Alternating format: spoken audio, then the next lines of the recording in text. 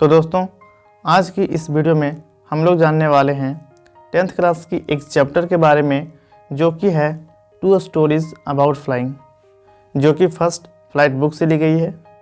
इस चैप्टर में 2 स्टोरीज़ है। पहली जो स्टोरी है वो है हिज फर्स्ट फ्लाइट, और जो दूसरी स्टोरी है वो ब्लैक एरोप्लेन।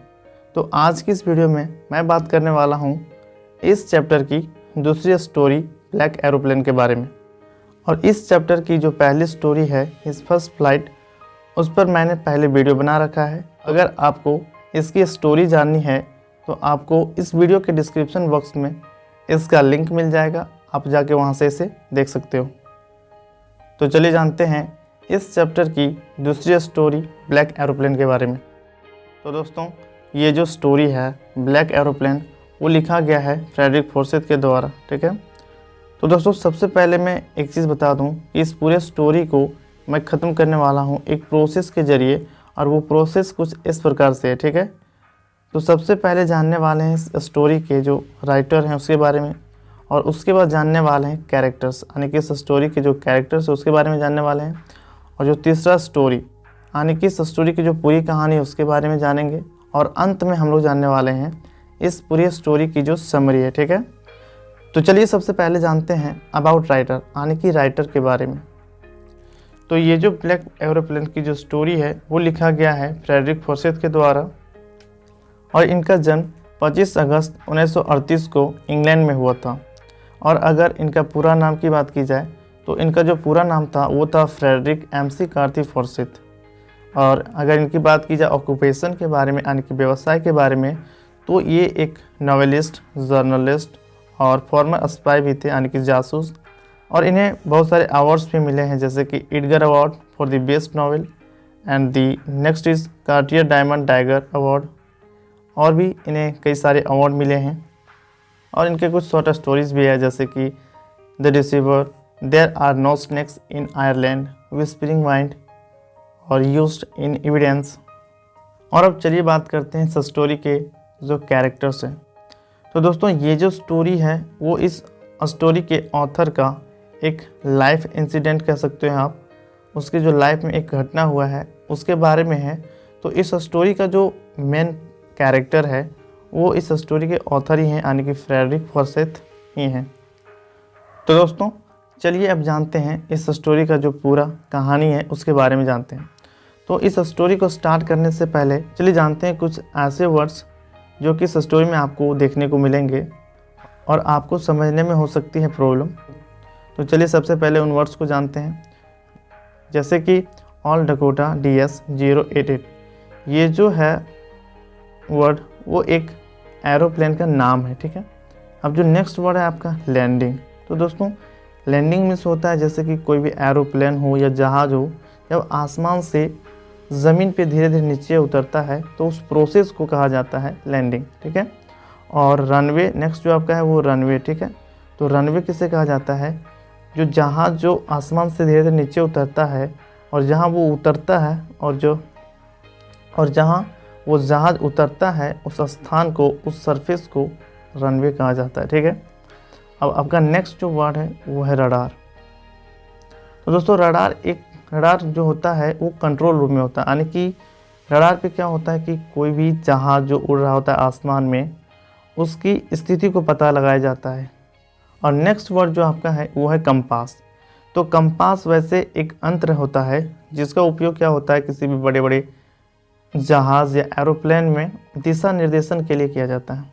तो अब चलिए स्टार्ट करते हैं स्टोरी को। तो दोस्तों, ये जो स्टोरी है वो स्टार्ट होती है इस स्टोरी के ऑथर के साथ, यानी कि फ्रेडरिक फोर्सिथ के साथ। वह अपना जहाज़, यानी कि जो उसका जहाज़ था उसका नाम था ऑल डकोटा DS-088। वह खुले आसमान में उड़ा रहा होता है और वह पेरिस से अपना होम टाउन लंदन जा रहा होता है। और अचानक उसे उसके रास्ते में तूफ़ानी काले बादल दिखाई देते हैं। वह उसे देखकर भयभीत हो जाता है, और अब उसके पास इतने पर्याप्त ईंधन, यानी कि पर्याप्त फ्यूल भी नहीं थे कि जिसकी मदद से वह किसी और दिशा से अपना होम टाउन लंदन जा सके। और अब पेरिस 150 किलोमीटर पीछे छूट चुका था। ऑथर जहाज़ उड़ाने के दौरान अपने हॉलीडेज़ के बारे में सोच रहा था, अपनी छुट्टियों के बारे में सोच रहा था कि वह अपने फैमिली मेम्बर्स से मिलेगा और अगली सुबह वह अपने फैमिली मेम्बर्स के साथ ब्रेकफास्ट लेना चाहता था। और इन्हीं कारणों की वजह से वह रिस्क लिया और काले बादलों में इंटर कर गया, प्रवेश कर गया। ज्यों ही उसने काले बादलों में प्रवेश किया, अचानक सब कुछ काला हो गया और अब वह काले बादलों में खो चुका था। उसने रेडियो कंपास को कनेक्ट करने की कोशिश की, लेकिन वे सभी डेड हो चुके थे, वे सभी काम करना बंद कर चुके थे। तभी सौभाग्यवश उसे एक ब्लैक एरोप्लेन दिखाई पड़ा जिसके पंख में लाइट नहीं थे।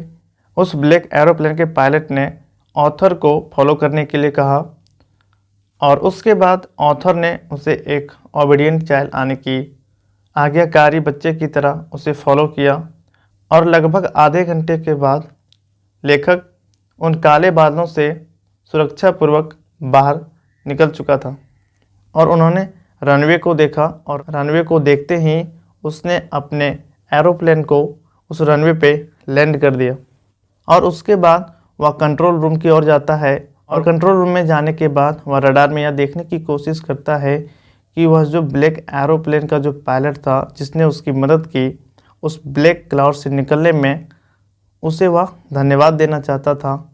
लेकिन वह जब रडार में देखा तो वहाँ ब्लैक एरोप्लेन का कोई संकेत नहीं था। और ये जो स्टोरी है यहीं समाप्त हो जाती है। वास्तव में यह एक रहस्यात्मक स्टोरी है क्योंकि इस स्टोरी में कुछ ऐसे प्रश्न हैं जो कि रहस्य बन के रह जाते हैं, अधूरे रह जाते हैं। जैसे कि काला जहाज़ बादल में कहाँ से आया और बाद में कहाँ चला गया। और जैसा कि हमने इस स्टोरी में पढ़ा कि ऑथर के पास पर्याप्त ईंधन भी नहीं थे, तो लेखक ने अपना जहाज़ को आधे घंटे तक बिना फ्यूल के कैसे उड़ाया। और जो तीसरा सवाल है वो है कि काला जहाज़ में उस ब्लैक एरोप्लेन में लाइट नहीं था तो लेखक उसे कैसे देखा। और यहाँ तक कि जब ऑथर ने रडार पे जाके ब्लैक एरोप्लेन को देखने की कोशिश की तो वहाँ उसका कोई संकेत नहीं था। इसलिए यह एक रहस्यात्मक स्टोरी है और इस स्टोरी में ये सारी जो प्रश्न हैं वो रहस्य बनकर रह जाती है। तो गाइज़ ये रही इस स्टोरी की समरी यानी कि ब्लैक एरोप्लेन की समरी। अगर आपको इस स्टोरी की पूरी समरी डिटेल में जाननी है या आपको पढ़नी है तो आपको इस वीडियो के डिस्क्रिप्शन बॉक्स में एज अ PDF मिल जाएगा। आप वहां से जाकर इसे डाउनलोड कर सकते हैं। Till then bye bye and thanks for watching this video.